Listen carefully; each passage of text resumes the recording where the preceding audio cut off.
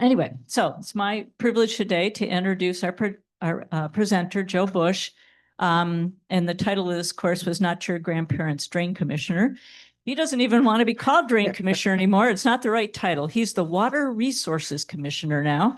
So definitely not your grandparents' commissioners. But I remember hearing about commissioners when I was a kid, and that was a long time ago. So anyway, and I always wondered what they did. So Joe's going to enlighten us on that. Joe went to Cornerstone University and has a degree in business management and public administration. And he served many years really on several boards and Olive Township Board Trustee, Olive Zoning Board. Then he moved on, or maybe concurrently was with the Ottawa County Road Commission for 12 years. And then in 2012, he was elected to the Waters Resource Commissioner for Ottawa County. And he has served in that role ever since. He's been the Michigan Association of County Drain Commissioners Legislative Chair. They still call him that, I guess. And then he's been president of the Michigan Association of County Drain Commissioners for 3 years and is also still serving on many boards, many of which I'm sure you know, liaison committees, et cetera. And he also volunteers, like he isn't busy enough, I guess. But anyway, in his spare time, he enjoys hobby farming in Zealand with his wife. And he has 2 daughters who are currently in college. So anyway, I introduced Joe Bush.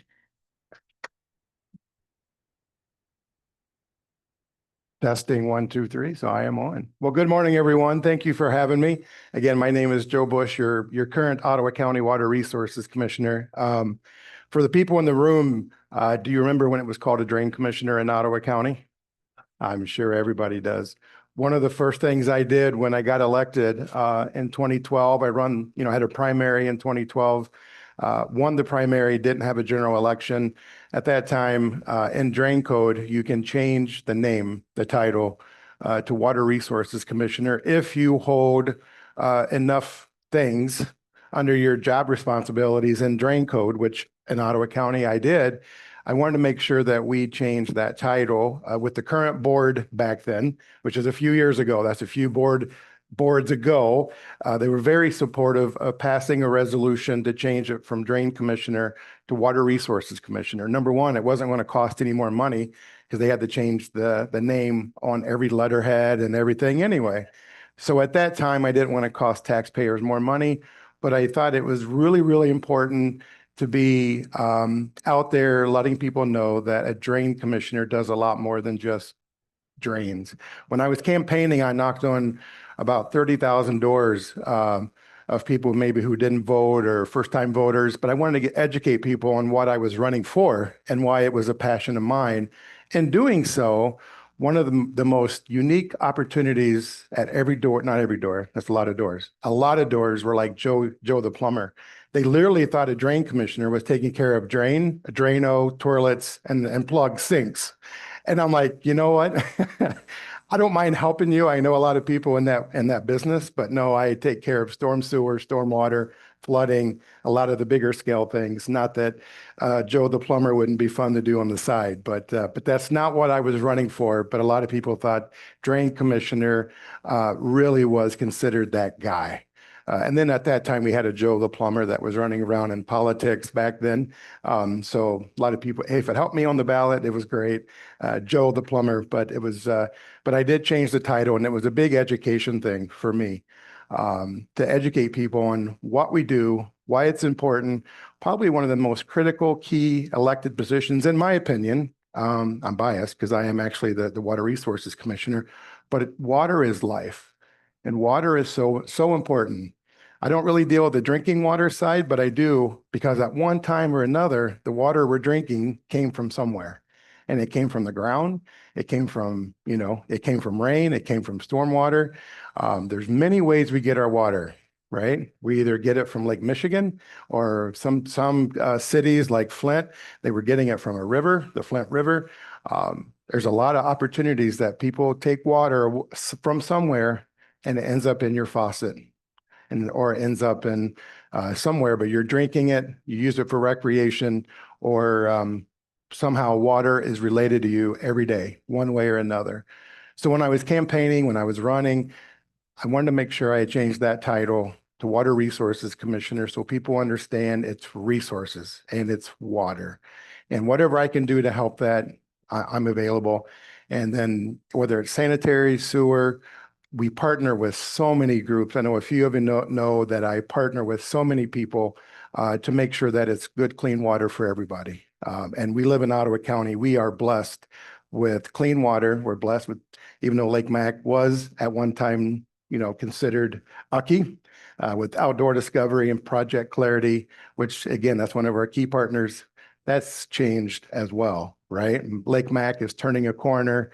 Our other lakes are turning a corner. We're very blessed to have the natural resources in Ottawa County that we have. One of the things that I take pride in is serving folks like you in this room, because again, I'm elected. Most of you hopefully, supported me. If not, K2, I still support you if you call me and didn't support me, because I serve every resident in Ottawa County. And I take pride into that. So I'll go ahead and get into the first presentation. I don't want to bore anybody and ask any questions.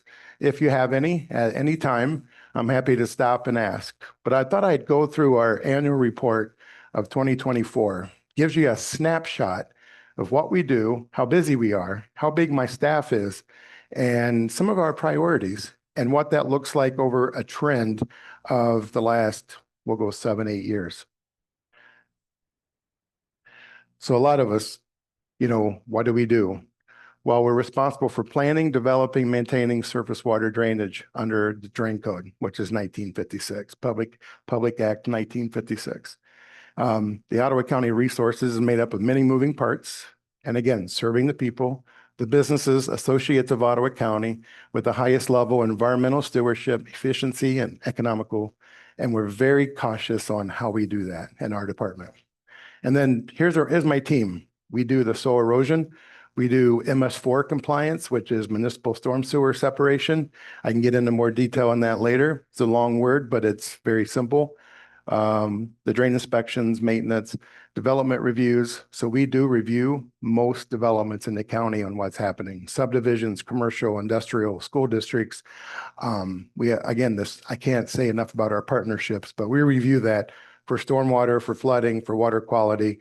So when you see growth, which Ottawa County has been the fastest growing county since I've been elected, there's a lot of moving parts to making sure that we're keeping our water clean. Hopefully nobody floods. Now, Mother Nature, sometimes we always prepare for years ago for the 10-year storm, the 25-year storm, the 100-year storm. Nowadays, it's like a 500-year storm, right? We're always preparing for the bigger storm.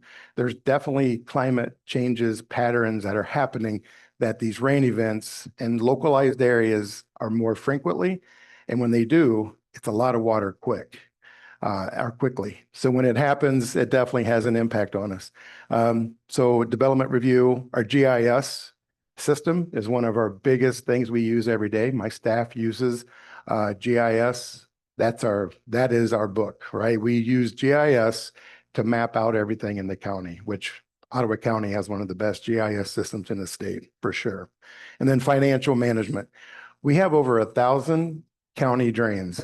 And I believe, I don't have a map yet. I have another presentation if I run short of time, because we have 1,000 county drains that I have jurisdiction over. Every one of those has its own drain account. So with money in, money out, I have a staff person that takes care of that every day, because you have to match it every day on money in, money out on 1,000 county drains, which we're like almost number one in the state with the infrastructure of how many drains that I maintain. Whoops. A little bit about soil erosion. Does anybody know about soil erosion? You'll see black fence, silt fence around different sites. You'll see these black silt sacks in the storm sewers and streets. That's required by law, but it's through my department to make sure that the sediment or dirt, grease, grime, you name it, doesn't get in the storm sewers during construction phases. So if you look at the trend, this is in 2016, 547, and then back in 2020, 2021, COVID era, we had a lot of development still happening. Things were shut down. My department never shut down. We were in the field a lot. People usually ask me, hey, Joe, how much time do you spend in the field? how do you balance that with the office? I'm usually about 70-30. I spend 70 time in the field with constituents, farmers, business owners, developers, 30% maybe in the office. But you need me in the field. That's where I need to be. So this gives you an idea of the growth because people who are developing need a soil erosion permit. So it kind of gives you an idea of our trend.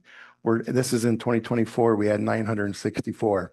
So we usually have about 1,000 active permits every year, and then you'll see the new ones and what they are.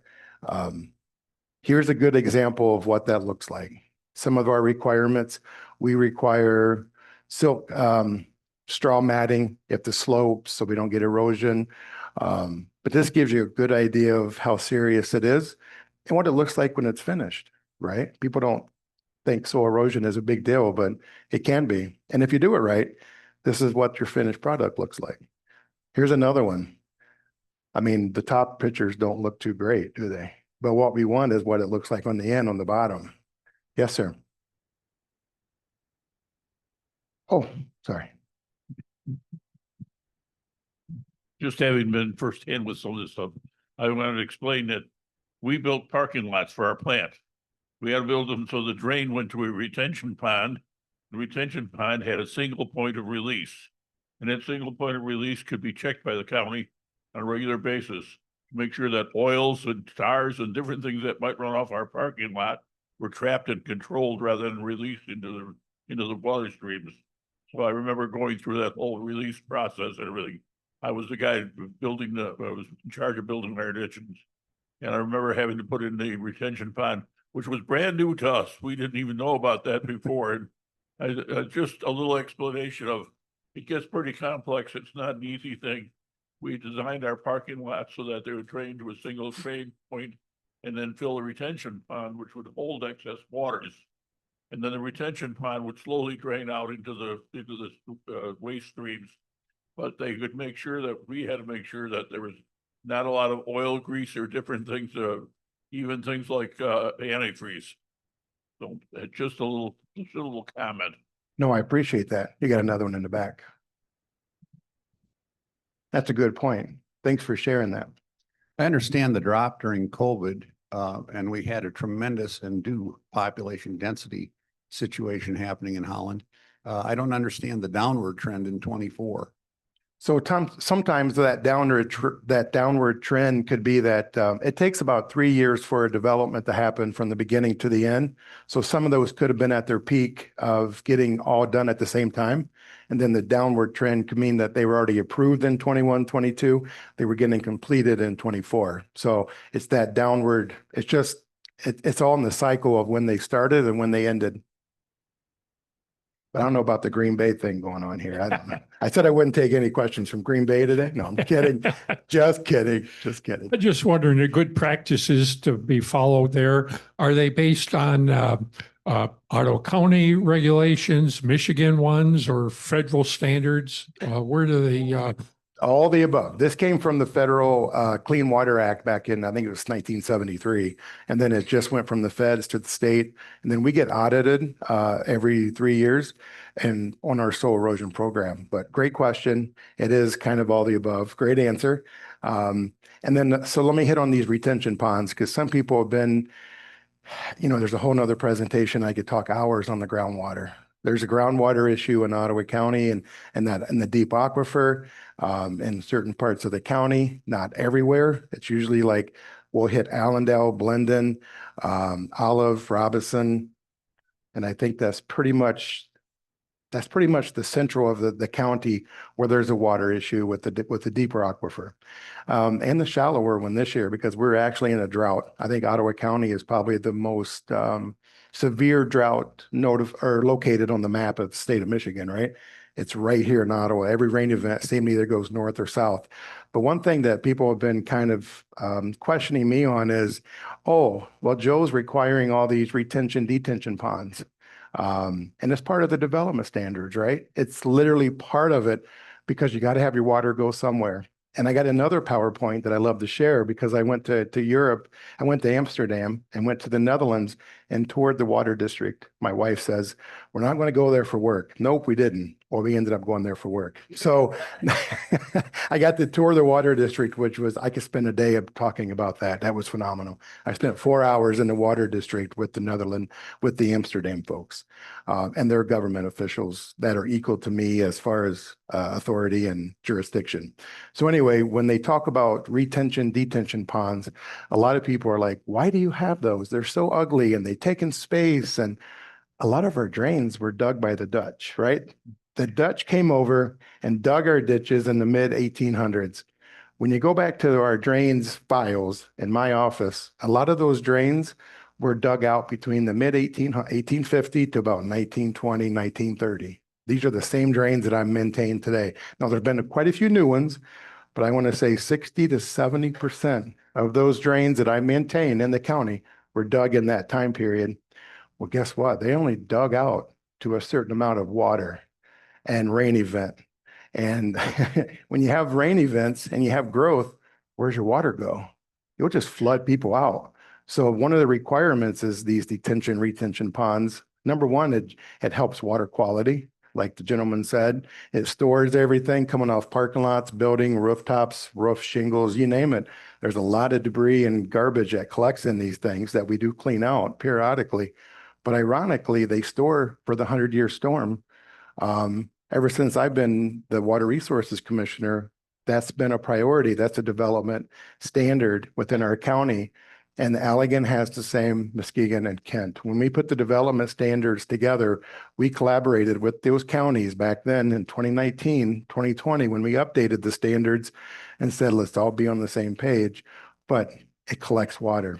Not only does it collect water, water quality, we try to get infiltration at the same time to recharge the aquifer.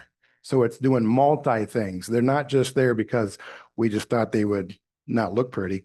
They're there because the drains can't handle the amount of water that with the development we've had. The drains can't handle it. Some people are like, well, just upsize the drains. There's no way. Because all these road crossings would have to be upsized. That means new culverts, new storm sewers, new everything. The cost would be enormous. So you dig detention, retention ponds because you still need to collect that water to get the water quality. And you still got to prevent flooding, which is my number one job, because we don't want people to flood when I issue permits for these people to develop when it comes to stormwater. We don't want to flood your neighbor out. We get complaints every day that neighbors don't get along and neighbor has a roof gutter drain going down and it floods his other neighbor and makes it wet in his backyard. We take complaints like that every day. So could you imagine if we didn't have retention, detention ponds and you have a big rain event, you'd have a lot of flooding and they'll be pointing fingers back at me going, why didn't you require it? Why didn't you store that water?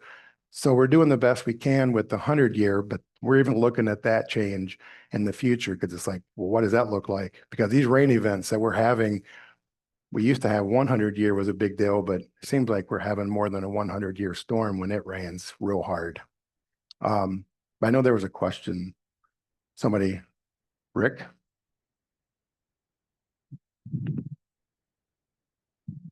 Another option is two-stage ditches. Are you seeing more and more of those? Yep. And I know Rick's a part of this because he's part of ODC network. And we're trying to do a two-stage ditch, which means making the ditch a little wider, putting a shelf in it to store water during those high rain events.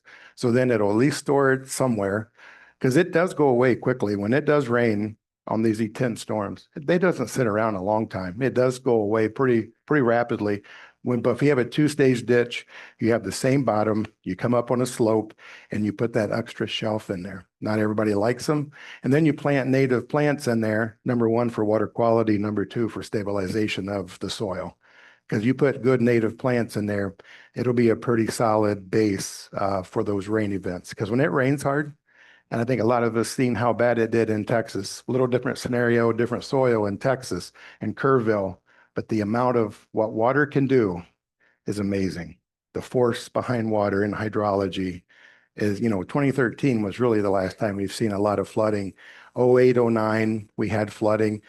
Some of you probably remember back in 84, there was flooding. Back in 76, there was flooding. So it does happen every decade. We will get that major rain event or get flooding. I'm surprised, luckily, knock on wood, we haven't had flooding in a while. So I'll keep going. I don't want to bore anybody, but any other questions before I move forward? If not, here's what we look for. So we look for, when we go out and do inspections on soil erosion, silt fences down where the sediment just goes over it and ends up on somebody's property or in a drain or somewhere in a ditch, because it'll definitely cause a problem some other time. Contaminants, vegetation, and then the BMPs, which is best management practices. We look for those. Here's some more ideas of what people think soil erosion, silt fence looks like. This is what my staff goes out and inspects to make sure it's put up, installed, and making sure it's doing its job, making sure it's keeping the sediment within its contained. MS4, this is kind of a new word in the last 10 years. These are I have a staff member, just one, that does this. And MS4 is Municipal Separate Storm Sewer System. So it really refers to a system of drainage that is not part of a combined sewer. Combined sewer means sanitary and stormwater run together. For years, Grand Rapids did that. And then what would happen? There'd be so much rainwater, it would go into the wastewater treatment plants, overflow it, put millions of gallons of raw sewage that wasn't treated in the Grand River. And guess who ends up with it? Ottawa County, because we're the downstream. So they took care of that. So Grand Rapids does not have that anymore. But in the meantime, one thing that we do in Ottawa, and these on my map are showing where it's growing, the MS4. This is a requirement from the state. We get audited for this too. We do it.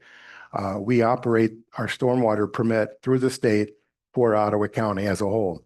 And then, so if you look in 2024, we ended up inspecting almost 8,000 catch basins. We cleaned out 1,400. 1,667 were inspected in 83 different drain districts. And then in 2025, we have another cleaning of nearly 1,200. That's a lot of catch basins for one of my staff. And then we contract all that out. So it's not like we have our own staff to clean them. We usually bid them out. There's not many bidders out there that do this. Plumbers almost wins it every time. Plumbers Environmental.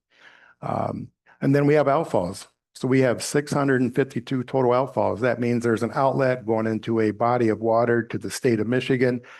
There's 652 of those that we inspect. And then, 300 passed inspection and the water testing. So we do test the water coming out of those storm sewers. Here's kind of an idea of what that looks like. Sucking out catch basins, outfalls. That's what an outfall looks like. It's just where the water discharges. And then the sediment and flow inspections. Get back to the detention ponds. We have quite a few of these. We had 62 in 2024, we got 310 that we have authority or jurisdiction over. We had 62 inspected with 23 ponds scheduled for maintenance in 25, which is now. We're doing those currently. But these are kind of an idea of what they look like before and afters. When they get overgrown, number one, they don't give you the best water quality. And number two, when it rains hard, they don't have the storage that they were designed to be. Some of these are from the 1980s, 1970s. Some of them are as new as, it depends on where they're at, but mid 90s. So it's not that old, but compared to the 70s. Illicit discharges. These are something else my staff looks for when it comes to water quality. We had 8 illicit discharge calls where people called in and said, hey, there's green something in the water in my storm sewer or in my pond. Just give you an idea. My staff is always on the lookout for those as well. So that gives you an idea of what that somebody called the top one in with the snow on it. You can see an oil sheen on that. That's usually not a good thing. But we're called immediately. We have a crew that goes and cleans it up. If it's an illicit discharge and the property owners didn't know they were doing something naughty, they still usually pay for the cleanup. Sometimes they know what they're doing and they just got caught. Sometimes they have no idea. And then this is what we do for containment. Drain inspections. So we do IRs are called inspection reports. Anybody that calls, we do an inspection report. We draft it up, we put it in our database. Here's our trend. And if you look at 2020, 2021, you can see where it spiked. And that was because in 2020, 2021, not only do we have a lot of flooding, but it wasn't severe flooding on the surface, but it's when we had so much rain, the water was coming up from the groundwater.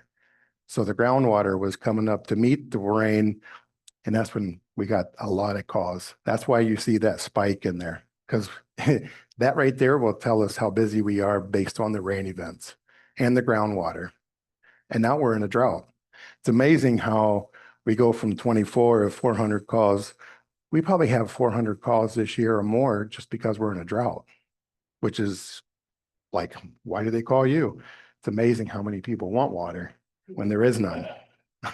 Then it's my fault because I cleaned the drain to get rid of the water back in 2021. So I get blamed whether there's too much or not enough water, but a lot of people understand it. But this is kind of gives you an idea of everything is in a database. We collect it all. There's also, we did 54 or 52 miles of linear feet of drain maintenance based off our GIS in 2024. So that's a lot of miles that we did just with my little staff. We bid all of our drain work out. We work with, and I'll get to it later, of our partners who we use for contractors. And this is just an overview of what it costs for drains when you're looking at basically what it look, we spend about $2 million a year on drain maintenance. So it's not pocket change. We spend a lot of money not trying to. We never look for work. Work always finds us. We're more reactive than proactive. Number one, because of my staffing, and we can only have one drain inspector and me for the whole county, which you're like, how do you do that? Well, we run very efficient and we're very effective. We plan a lot, but this gives you an idea of maintenance costs on county drains. This is also with petitions, which is a whole nother thing. Just give you an idea. This is at the Macatawa River.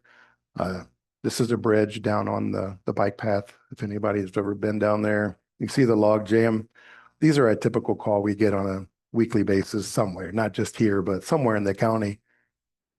Here's another one that's been a big one, especially this year. We've been doing a lot of mowing, but this is really a roadside ditch, but it's a county drain, which we have jurisdiction over this location. So there is some roadside ditches that are under my jurisdiction. Some of them are under the road commission. This one happened to be under us.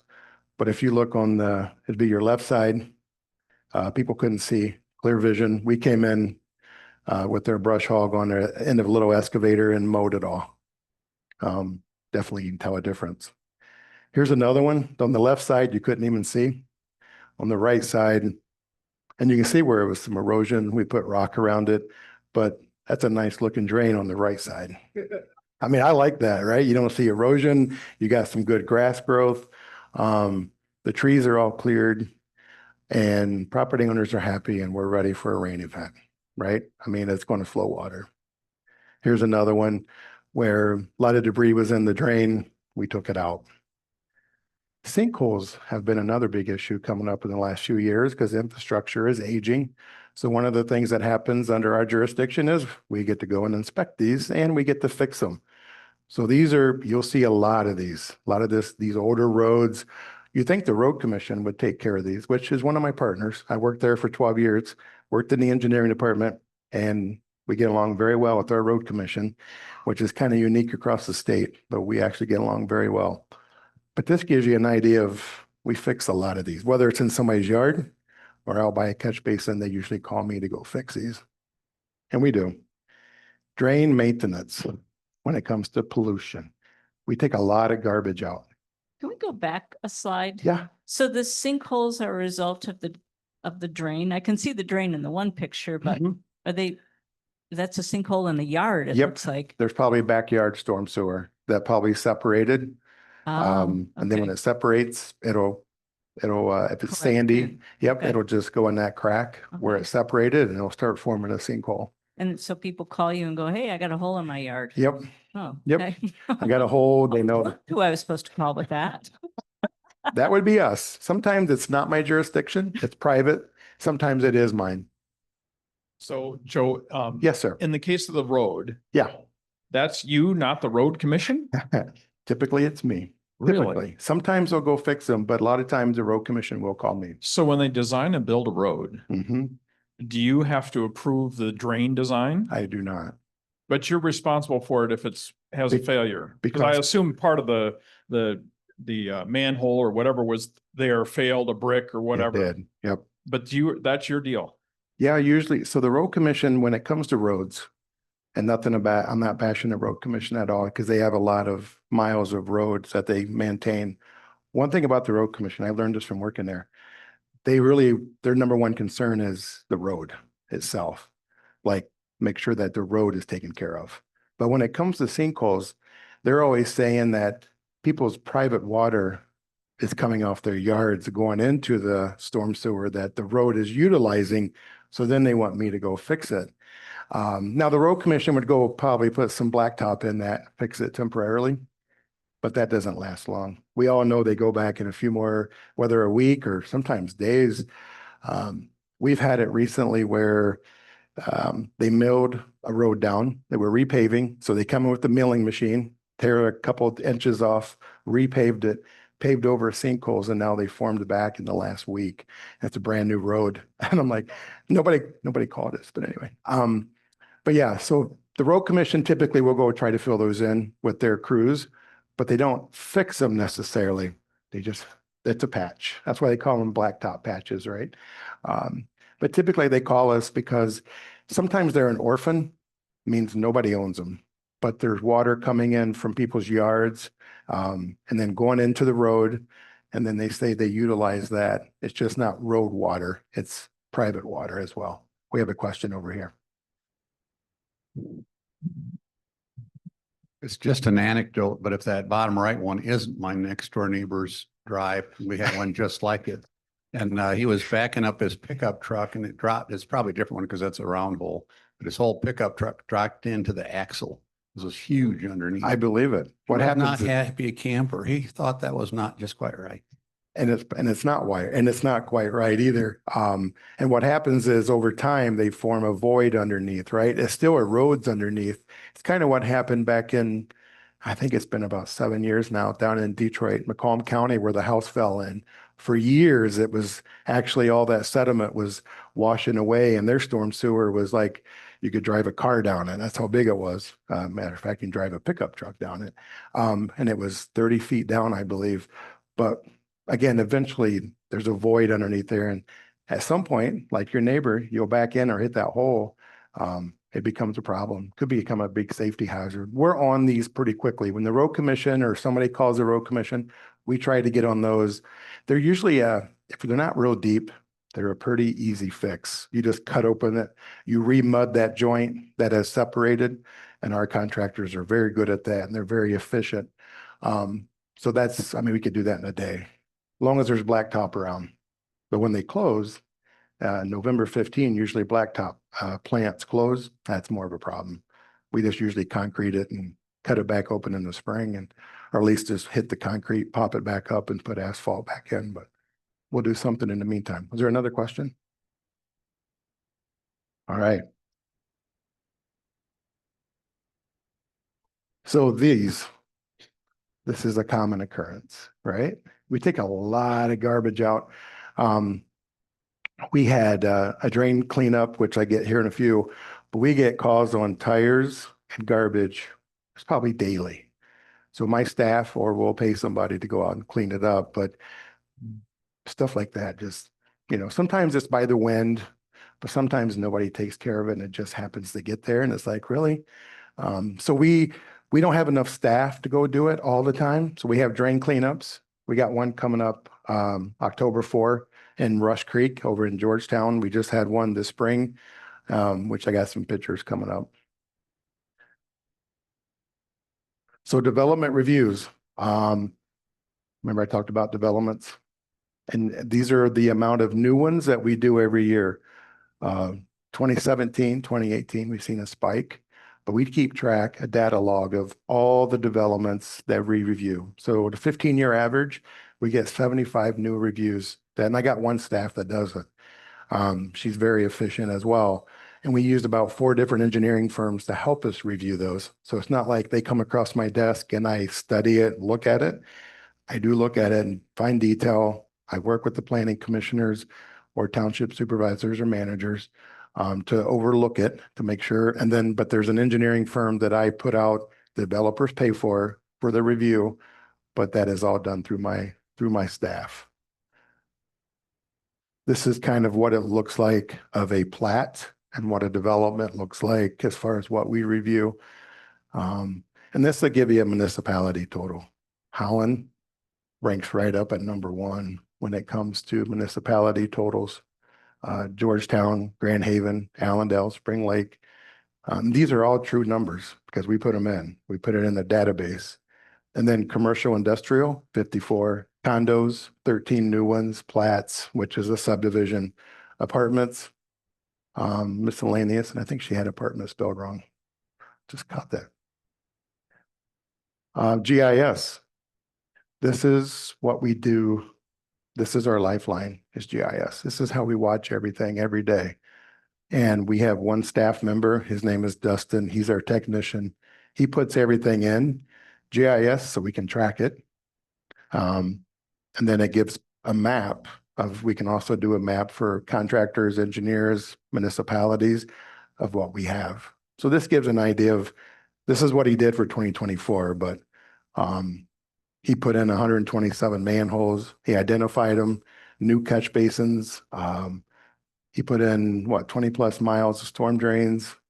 A storm drain can be either an enclosed pipe or an open channel, but he put those in 210 new detention ponds. So those are new compared to the 310 we already have. So now we have 500 just because of the development. That gives you an idea of how the growth is. What's that? Is he just documenting or are they actually building them? Both. They're both. And it's hard to distinguish the two because of timing. So when we get them from engineering firms, they come in they come into the database via a software. So by the time he gets to it, it could be already put in as done or going to be done in the next 6 months. It's all based on timing, but great question. Lake levels and control structures. So the things in the red on the right, those are dams and control structures that I have jurisdiction over. A lot of people don't even know I have those, or the county does. But if you look, now there's some private ones, but this is an overall, a good example of what one of our control structures looks like on the Harlem drain. There's 2 of them that you can go look at on, that looks similar to the one in the middle. And it's on the Harlem drain, which is over off 144th and New Holland, or Ransom Street, Ransom and 144th. And then there's another one right by Quincy Street Park, right on 144th, right on the beaten path. You can't miss it. You can see it from the road.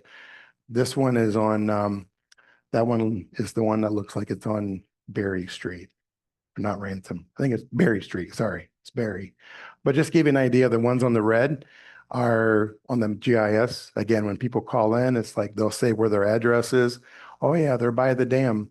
Dams, I have to have inspected by the state every 3 years because they're regulated. Those are dams that, well, I hire an engineering firm, they'll go out, they'll inspect them. We don't need a dam failure, but these are things that I still have jurisdiction over as my job. Lake boards, as mentioned earlier in my introduction, I sit on 2 lake boards, Spring Lake, which that's a big lake. We have a big lake board up there. And then Lloyd's Bayou, which is also in Spring Lake. The 2 people who are elected, who sit on those boards, on lake boards by state statute, is the Drain Commissioner, Water Resources Commissioner, and the County Commissioner in that district, which is Josh Bruger. And I sit on the 2 lake boards. And then I work directly with 20 different lake associations that they're not a lake board, just an association, but I help them with their weed treatments and everything else. Go ahead. So, there's a lake board. How does a lake wind up with a board? How do they? It's a petition. So we'll just say if you live on a lake now, you would have to get a petition. You don't petition me, you petition the township. So you got to have 2/3 people around the water that are riparian owners around that actually sign a petition, 2/3 of them, which is majority, and gives it to the township. And then the township can go from there through state statute to form a lake board. Okay. Huh. And then the rest is history. There's hearings that come after that. So I mean, people get to go because then you build a SAD, and then I think we might have a question over here. But then you design a SAD, which is a special assessment district around the lake for weed treatment. Associations, a lot of them, like we'll use an example, Pigeon Lake up towards the Consumers Plant. They have a SAD, which is a special assessment district. They pay, everybody gets assessed who live on the lake for their weed treatment. And associations have, a lot of associations do have them, or your fees and your restricted deeds and covenants will pay for lake, lake treatments as well. It varies, depends on your lake association. Yes, sir. Yeah, back to retention ponds. I live on the north side of Lake Macatawa, Okay. and Pine Creek is near our association. So retention ponds were put in when the condo association was developed, and people like them. People like those ponds to look at, and there's some fish in them that people have put in. But now with the drought, the water level, the water table has gone down, and people want them fixed. I get those calls. Okay, well, could you have just a brief comment on water table and fluctuations and climate change and weather change and so? How much time do we got? Well, It's a hot topic right now. It really, and where I live, it's a hot topic. Where people are seeing where there's a basins were built into these retention ponds so that the basin portion still has water, but on either side of the basin, it's dry. No, I could definitely. So one thing about fluctuation, especially in Pine Creek, Park Township, the further closest you get to Lake Mac and Lake Michigan, that water table can fluctuate 8 to 10 feet. Because back in the day, there was a drain called Park West Drain. If anybody remembers that might. Yeah, that was quite the project. That was, I inherited that when I got elected. So my predecessor kind of started it. When I say he started it, Park Township, people were flooding back in 07, 08. So I'm not blaming Mr. Geerling as my predecessor. He did the best what he could at the time. And then that's where it got started because of, again, high water, groundwater. Everybody wanted water out of their backyard. Well, that water table, one thing I found out when I got elected, I put monitoring gauges in Park Township and watched that water table fluctuate. Here I am doing the fluctuation thing, but it will fluctuate 8 to 10 feet in Park Township alone. That's where your association is, I'm sure, right? Right on the border between Holland and Park. So I think, how do you fix it? There's not a whole lot you can do. Some people have been wanting to get a deep well put in and then put water in their pond, which is not a good idea. And oh, I know, I get those calls every day. They're like, why can't we do that? And that's an Eagle. That's a state, that's a deep well. The amount of gallons per minute, it's over 70. That's going to be a permit through Eagle. And then you're not going to get any gain. You're going to spend a lot of money. You're going to waste a lot of water because it's not going to do anything. It's going to infiltrate back in the ground until the water table comes back up. You're going to waste a lot of money. Climate, it seems, a lot of people will say, well, it's not happening. It's not true. But I can tell you doing this job since 2012 or 2013, one thing have I noticed is there's been change. The weather patterns are hard to predict. Lake Michigan is always terrible to predict, right? Whether it's snow or rain or hot or cold, when you got Lake Michigan to fight against, it's always hard to. Ellen Bach is a dear friend of mine, so I give her a hard time on Wood TV8. I'm like, are you right today or are you wrong today? Because because I'm prepared for the flood when they're saying it's coming, the big blob coming across the lake, and I'm like, okay, we're getting ready for this big rain. It hits the shoreline and it goes away like magic. It's amazing how that works. And I'm like, she's either really powerful or really good. I don't know, but I give her a hard time. She's awesome. But To fix it, I don't know if there's a solution except conservation, one big thing. And then one of the things that I've been looking at is on these retention ponds that have no water in them, do we put a restrictor on the end to collect more water at the for the moment? But once you do that, you could have flooded them out because that rain event could intensify within hours, and then you could have 4 inches of water of rain coming. You could have 2 feet within, these flash floods are happening all over the nation. They're just not in Texas. They've been all over. Matter of fact, a month ago, they were in Milwaukee, right? That's not far from here. I thought, oh, here comes that storm, Milwaukee. They're doing water rescues and they're flooding everywhere and basements got water in them. So I go on high alert, get all my contractors ready, and we got nothing. But that's close to home. That was just across the water. So to answer your question, 'cause I like to ramble, but I don't think there's a solution at the moment temporarily. I think we're going to get a rain event. It's coming. Just don't know when, but we just got to be prepared. How do we keep it so it doesn't go all in the drains and go back in Lake Mac and Lake Michigan? We got to somehow conserve it. And we're getting I'm creative by what I've learned in Europe when I went there. That's another day. So anyway, any more on lake boards? And hopefully that's a tough question because there really is no good solution at the moment. And then we talked about financials. I can get into that too, but every drain has its own account. Every drain district is a legal body.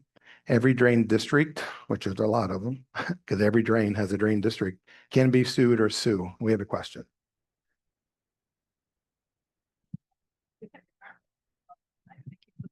So with the resource financials Mhm. and with the increase in, I kind of forgot my question now, but does cost go up when density goes up to accommodate for water and for draining, to accommodate the price of getting the water because there's lesser of it? Is that a reason to jack up the price? And then the density also, the combination of drought and density building, would that cost more money for Ottawa County to get and have water in houses?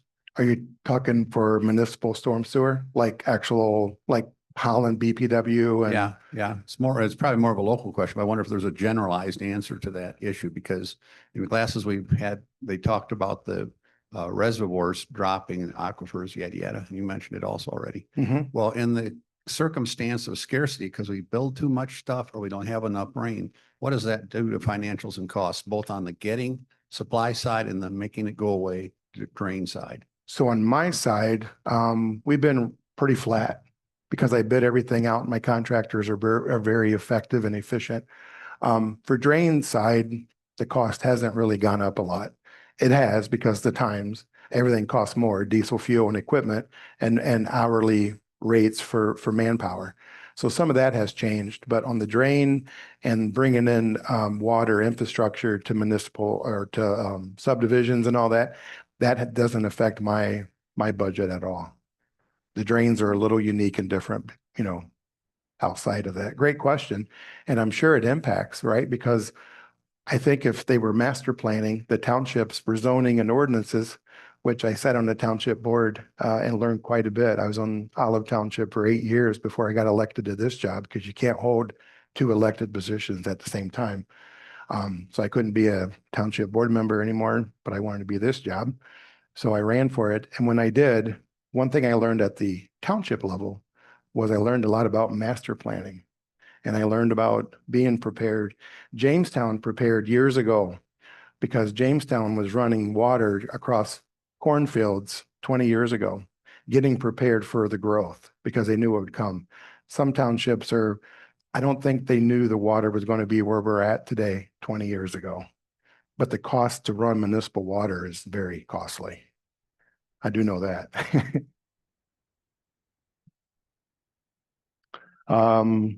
Again, financials, bond. Sorry. While you're speaking of financials, Yeah. we live in Park Township. We've lived there for 37 years, and we remember those discussions of the Park West drain. Oh, yes. Yeah, that was pretty interesting. and whether your subdivision was going to be participating in it or not. Yep.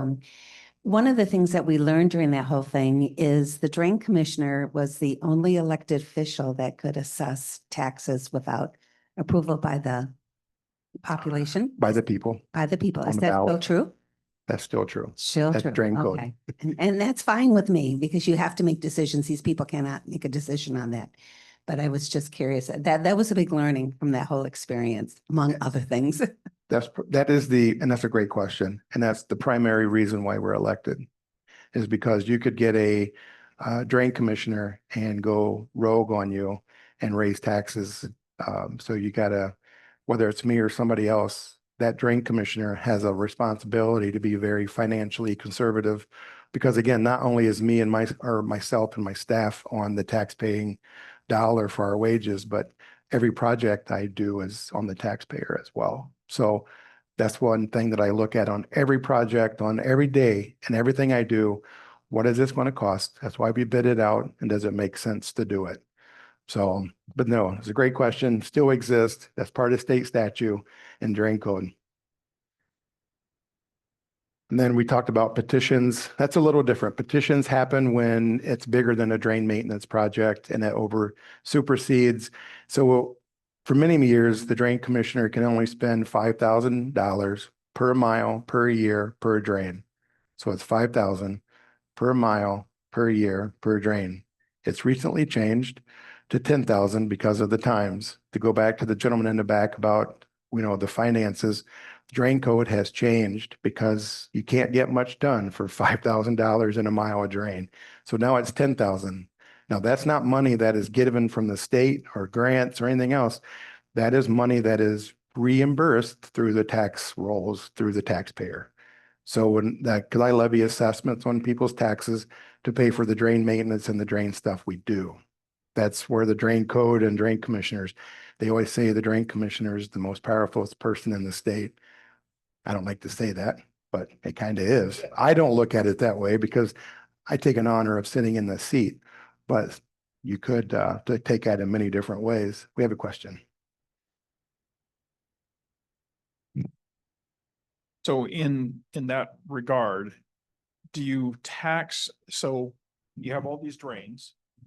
Are there, I'll call it a tax district or whatever by drain? Yes, by drain. Okay, so you're collecting taxes for the property that is served by a given drain. Absolutely. It's the only way you can do it in drain code. Sure, makes You sense. you either have to contribute or benefit from the drain work being done to be assessed for that drain district. And That's why there's over 1,000 of them. And that's why there was all the drama about Park West. Absolutely. It's all people are gonna get taxed, blah, blah, blah, and we're on a dune, so we weren't part of it. Actually, he has the same question. Those were special assessment districts. Yes. Yeah, so. And then when the money, people think that when you have an assessment on a drain on your taxes, it's on there forever. It's only on there until the money is paid back for that drain project. So if it's 10 grand that we spent, once the money is recouped, it goes away until the next time. So it's Right. not a forever tax, but it is a tax. Don't get me wrong, but it's only on there until the money's paid back to do the drain work. That's what I'm talking about. You can imagine what a nightmare would be for this gentleman if we didn't control the points of water draining into our lakes and streams and everything. If you had parking lots that drain every direction, you can imagine it'd be impossible to check anything that happens. I remember your big rain year when there were signs along Riley Street that said no wake zone. So because it was flooded. I remember that. But for sake of time, because I think we're coming up on time, but so that's a petition. A petition is another animal. And I don't want to get into detail for sake of time, but a petition is when the project's bigger than just drain maintenance because of now it's the 10,000 per mile per year per drain. A petition can happen when either the people can sign a petition or get a petition started, a township or city or village or road commission or MDOT. They can always petition me. So people get this thing that, oh, I was just at Park Township a few weeks ago, gave a presentation. Park Township's petitioning me on a project. And I went there to just give an update and talk to you folks and talk to those folks like I do about a petition. This is what it is. And I said, I made it very clear, I'm not looking for work. So if the township wants to petition me, they can as a board, but it's not like I went there to say, hey, petition this because I need work, because I got plenty of work. I'm just here to serve at the will of the people. So, but that's a petition. So it's not like in 2024, we had 181 drain districts being assessed. And then one of the projects in 24. And the petition project's a lot of work. Go ahead. So an orphan takeover? When are drains orphaned? So when we get back to the road thing, that's a lot of orphans because the road commission says there's water coming from everywhere, not just the road water or road right away. So the township doesn't have jurisdiction. The road commission doesn't have jurisdiction, and I don't have to make a county drain. There's legal process for like a route and course. No different than a power line for consumers. You know, consumers has an easement, consumers has the power line, but the people still own the property. Sometimes consumers buys the property, but a lot of times it's an easement, but that power line is still, you got to be able to access it. And there's a point A to point B. That's like a drain too. A drain has a point A, a beginning, a point B, an ending, or an outlet. So yeah, when it's an orphan, is when nobody owns it. And there's a lot of those. Matter of fact, I'm going to go speak to Georgetown Township and talk to them about orphans. They have about 500 of them, of orphans these are drains, subdivisions from the 50s, 60s, 70s that were never established as a county drain that we would do today. Anything since I've been here is a county drain system. Every subdivision is a county drain system. That way we have jurisdiction over it. But for years, it wasn't a priority. It never happened, or it wasn't a requirement. But I kind of want that to be sometimes like Eastbrook Homes. There's a couple of them. Macatawa Legends is actually, some of that's private, but it's in the restricted deeds and covenants that is not a 433 or a storm sewer that I have jurisdiction over. They wanted to keep it private, which is fine, but they have their own mechanism to fix it. Someday that probably will end up being a petition and a county drain, but as of now, it's still private or an orphan. Some people might have heard about the water quality. I know Rick does because Rick's so involved with everything I do, and ODC. But we collaborated with, so does anybody know about the Monsanto money? And I'll be very brief, but there was money that came in through a settlement from California. And how much time do we got? We could get into that too, but we ended up with, the county ended up with some money through a settlement, and we're spending some of that for a 5-year, almost $1 million initiative led by myself and the Ottawa County Conservation District. And this is to improve and monitor water quality in about 34 different creeks, rivers, streams. And then the key partnership was it's about finding the science and monitoring what's in our water. And we're working with the Conservation District because they're a nonprofit, but they also do it for a fairly cheaper cost, but they have the experts to do it as well. And we're working with ODC, Outdoor Discovery Network. But this gives you a monitoring focus where there's impaired waters, according to the state, that do have a TMDL, which is a total maximum daily load, which is the sediment, could be nutrients, nitrates, phosphorus, things are in the water. These are some of the things that are some of the waterways we're going to be doing: the Pigeon River, the Bass River, Deer Creek, Sand Creek, Rush Creek, Crockery Lake, Spring Lake tributaries, and Lake Mac tributaries. So we're going to be monitoring all those with the Conservation District and I's water quality monitoring program. This started back, we've been over this a year now. It's a 5-year monitoring plan. We're putting in stream gauges, sensors, water quality buoy in Lake Mac, which is pretty high impact. Go ahead. And speaking of water quality, I'm just Yeah. curious about the Grand River, because that's not one of them listed there. I don't know if that's in your jurisdiction.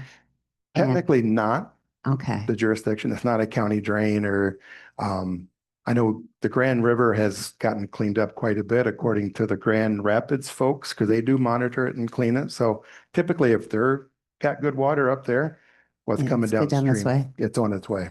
Oh, and one of the reasons I ask, I grew up in Grand Haven and there used to be a company called Eagle Ottawa Company that was a tannery. Oh, yes. And then all this discussion up in Rockford and Wolverine worldwide with PFAS. Mhm. And I'm wondering if PFAS seeped into the water in the Grand River where they were located right on the Grand River up there. Well, from my understanding, Eagle was monitoring that for quite a few years, all the tanneries that were outletting into the Grand River. So I'm not aware of any PFAS or anything in the lake. I think that's why they don't want to disturb anything that's under the soils deep down, because it's probably covered up and, for now, I'm assuming, because you don't hear anything about the Grand River and PFAS. It's been pretty quiet. And I know they were monitoring all that just like they did up in Wolverine. And, we try not to have any issues like that in Ottawa. We got one over here. Is the water quality buoy in Lake Mac between Big Bait on the north side toward the Narrows? I saw an oddball white buoy and I wondered if that's what. I'm not sure where it's located at the moment. It sounds about right. I know Outdoor Discovery, Kelly Goward's kind of working on It that. looks really strange. I thought, what the heck is that thing? Yeah, Came more from than the likely. Howie's Indian. What the heck is? Well, I know it was pretty exciting to get that. And that thing is pretty scientific buoy. It does a lot of different monitoring. It's pretty high tech.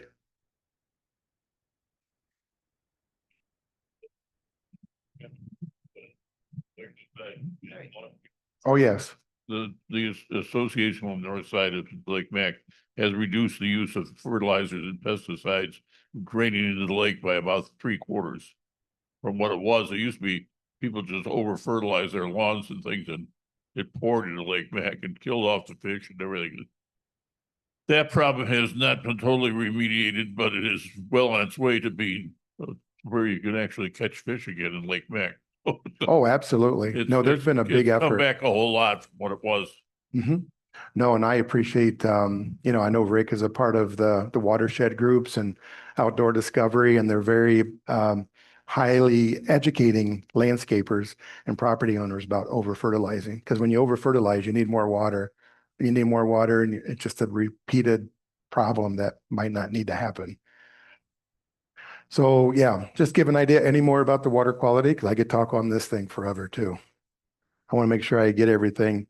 Again, we talked about the monitoring for the MS4 stormwater permit, the TIMDO goals.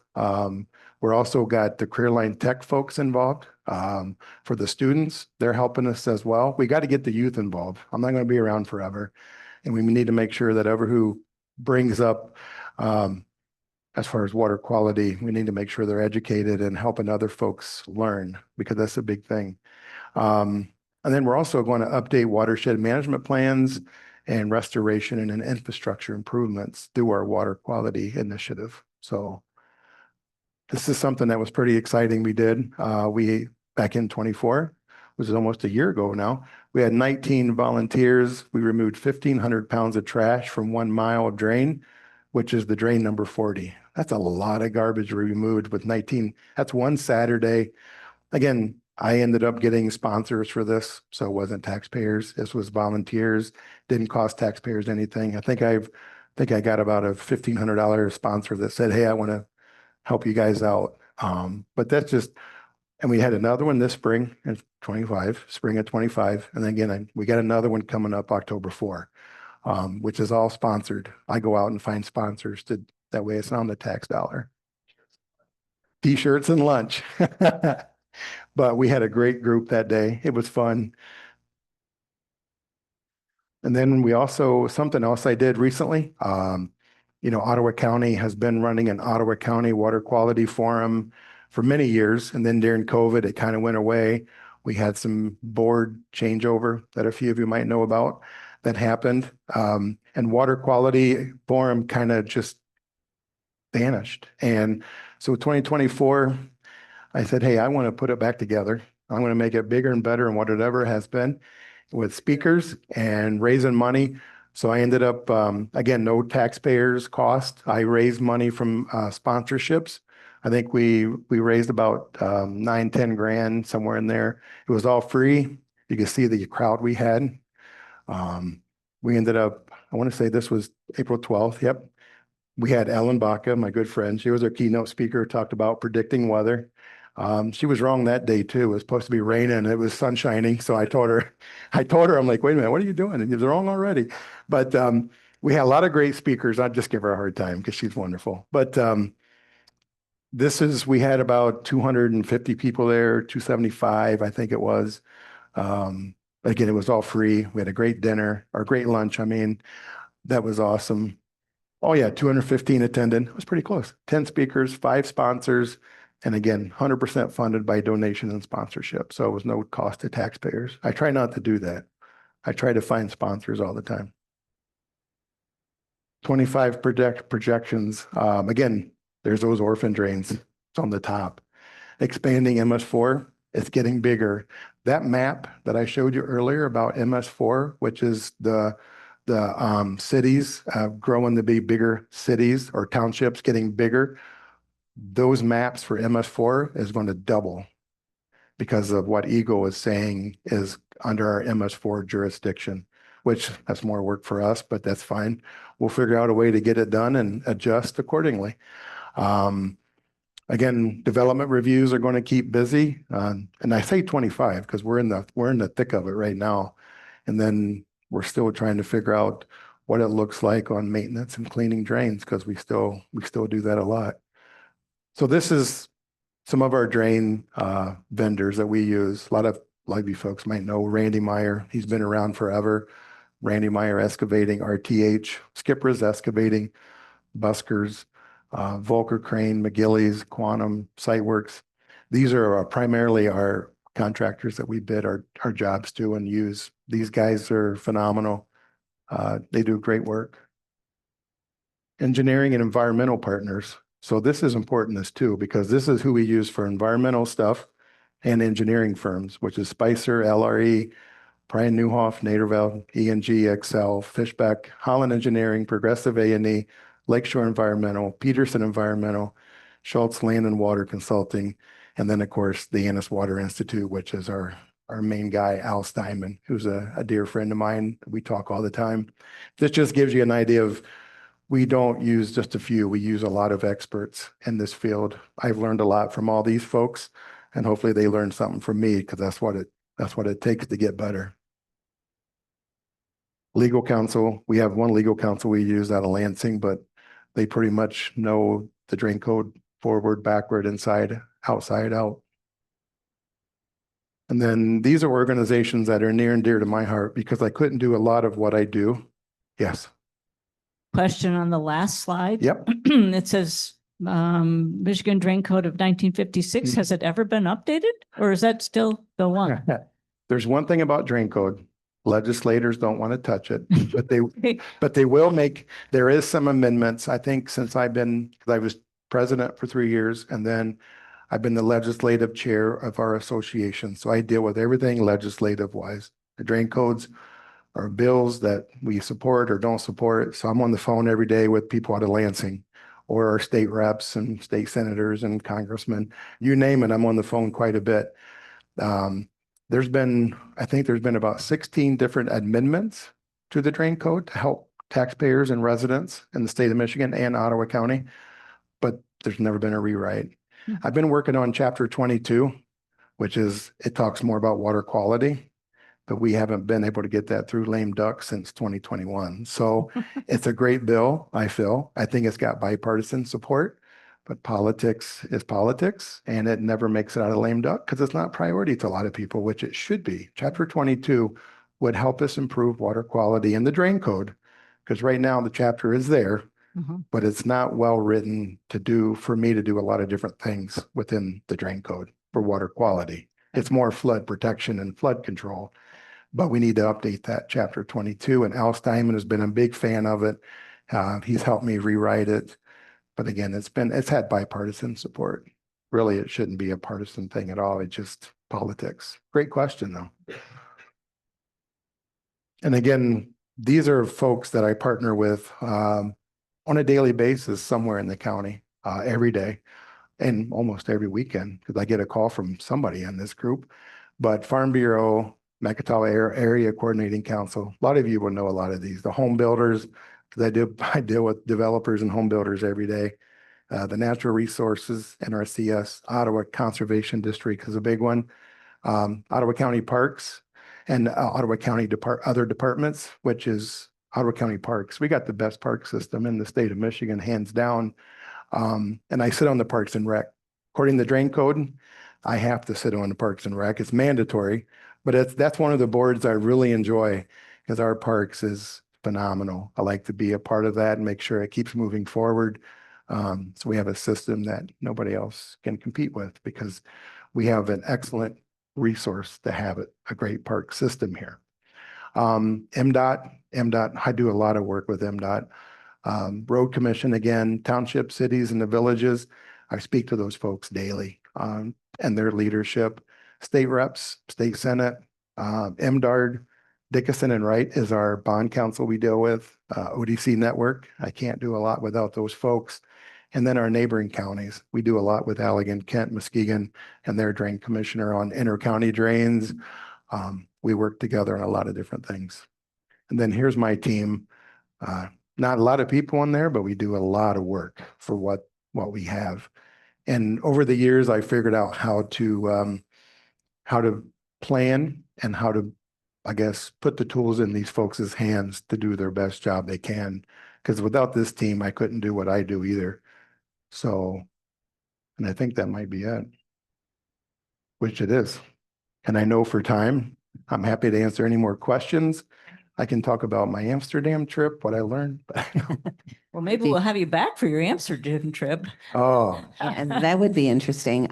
I just want to thank you for talking about this today. You have a big job and I think you do a great job and and this stuff isn't easy. I guess I'm not telling you anything. I was so saddened when we had that Flint water crisis because Michigan's surrounded by all this amazing fresh water. That water should not be a problem here, but it was, and it was an embarrassment for our state to be in that situation. But I just want to thank you for coming today. This was a great discussion. well, you're welcome. You're very welcome. Oh, we have one over here or two. Yeah. And, There's been a lot of talk in various areas about the groundwater Oh, yes. situation. Mhm. Can you say something about the depletion, about the quantity and the quality of the groundwater in Ottawa County? So I can. Department of Strategic Impact at the county is really running with it. So I don't want to sit here and look like that's under my jurisdiction. It kind of is, but kind of isn't. But Paul Sachs is running with that from his department. But what I can tell you is that we've been partnering and putting in monitoring wells to figure out where those locations are. One thing that we do know is just in Blendon Township alone, I believe there was 33 wells that were lowered that we know of near the Borculo area, just to the east of Borculo. A friend of mine, Steve Hexel Well Drilling, we went out for breakfast a few weeks ago and he was telling me that in July alone, he had 250 service calls with well problems, with people running out of water. And it's all that kind of area. Some people don't want to believe it. Some people say it's not true. But I think until we collect more data and get some more real hard numbers, then it'll be more where it's located. Because right now we don't know where the problems are under our feet, right? We got a good idea of what townships, but our aquifers are very unique. I got a whole nother PowerPoint. I could talk for 2 hours on that alone on the water, but what it's doing when that deep Marshall aquifer depletes, it's actually pulling up salt. And that salt and sulfur and where you get that weird, smell that doesn't smell so great and the water quality isn't that great. So people think we have great water all the time because we're in Ottawa, we're surrounded by Great Lakes. We have plenty of water. The Great Lakes is not connected to that aquifer. That's the problem. Lake Michigan is not connected to the aquifer with the problem. Hopefully that helps. I mean, it is a problem. What is the county doing about it? I think we're trying to educate people. I think we have to look at conservation. and irrigation. A lot of people were blaming the farmers and their millions of gallons of water coming out of the ground, but people in subdivisions will irrigate with more water than a farmer does on his land because they irrigate 3 or 4 times a day. And when you have the whole subdivision irrigating, the farmers have realized that how water is important to them. Some of them don't pull out of the same aquifer. It's a shallower aquifer, not the deep aquifer where all the home wells are at. So it's a little, and it depends in the county or where you're at in the county, because that shallower aquifer could be a little different, could be 20 feet different, could be 50 feet different or 100 feet different. It all depends. That's what we don't know. But one thing that we do know is a lot of the farmers put in sock wells that might be 300 or 400 feet long, 30 feet in the ground, and they suck out that water table. Or you got the homes and subdivisions that were put in that are 150, 180 feet, and their water isn't the best, but they irrigate or they're irrigating their lawns out of that aquifer. So there's a lot of unknowns yet, but I know they're putting in more monitoring wells to figure out what does that look like. But there is issues with it. We've had farmers irrigate their soybeans in the Allendale area, and it was salt water, and it dried up their beans. Yes, sir. Part A, could you please back up the slide where Ottawa County was leading the way with new starts with, I think, 29? For which one? The one where Ottawa County was leading the pack throughout the township. Oh, you mean for developments? Yes. Let me get back there.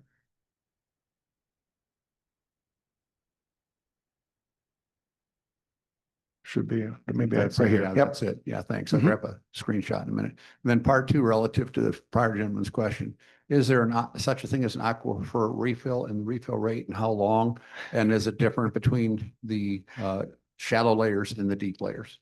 Great question. And I will get back with you after I get back to the National Groundwater Association. I'm going to a 2-day conference in Denver, and they're actually talking about the aquifer recharge. It's an aquifer recharge conference put on by the National Groundwater Association. So it's a 2-day conference. I wasn't planning on going earlier, but in the last few months, people are like, you got to go, because Strategic Impact is really running that kind of program. But I said, I got to go. I got to learn this. And I want to know more. But the recharge, that's the problem we can't figure out. How do we recharge it? One thing in Europe that I found about is recharge and how they're doing it. Now, they have different soil types, but they're running into, I got a whole PowerPoint that when I was there in the water district, and I've gotten to know some pretty good friends now in Amsterdam and their water district, they sent me over their PowerPoint. They have a 25-year plan from 2025 to 2050. And it's raising their dikes up because in Amsterdam, they're worried about the 1,000-year storm. They have flooding that's more unique than ours because theirs is all ran. I wish I had more time. You got to have me back and talk about my Europe trip and talk about what I learned, because they're way ahead of us when it comes to water conservation and water, not really recharge, because their water, they're so above sea level. So they don't have that recharge, but they're running out of water as well. Now, when they run out of water, they're always good at digging ditches and getting rid of it. Now they're trying to figure out how to conserve it even more now than what they used to because of the changes in the climate. And they've been doing it for 500. When I was there, and I was in a room that's 3 times as big as us, and they said, Joe, when you come over here, we'd like to have you do an hour presentation on your water issues in Ottawa County and in the state of Michigan. And then they gave me about 3 hours of their concerns of what they have in the Netherlands and in Europe. And they worry about flooding like we do. But they've done such a great job of ditching and getting rid of their water. Now they're having the opposite effect because it's raining when they get the floods at the wrong time of the year. So it's totally on the opposite side of when they prepare for them. Now they're trying to figure out how do they adjust in a 25-year plan on building bigger dikes, more dams, more control structures like I have. They want more of those over there. And I wouldn't mind putting more of those here and conserve our water and ditches instead of letting it all flow away, because at times like this, we could be irrigating out of these ditches for farmers and help them even more. Go ahead, sir. So you talked about the aquifers. Is there a good documentation or understanding of the aquifers under Ottawa County? Kind of. There's a pretty good indication. It's on the website. If you want to look a little more deeper into Ottawa County strategic impact, there's a whole website dedicated. I don't want to misspeak because I'm not in charge of it. I know enough to be dangerous. But there's a whole series of YouTube videos and documents on Ottawa County's website for the groundwater. Great. Well, thank you, Joe. You've been awesome, and we probably will have you back. So I'll be in touch with your secretary to see what we can work out. Well, I love this Busy stuff. man. Hopefully I didn't bore anybody, but I wanted to This was give, marvelous. Thank you. you're welcome. It was definitely a privilege to be here and to share about what I do. So when you go to the ballot box and you're like, what does a drain commissioner do? You can share with your other family members of what Joe Bush does or doesn't do. Thank you.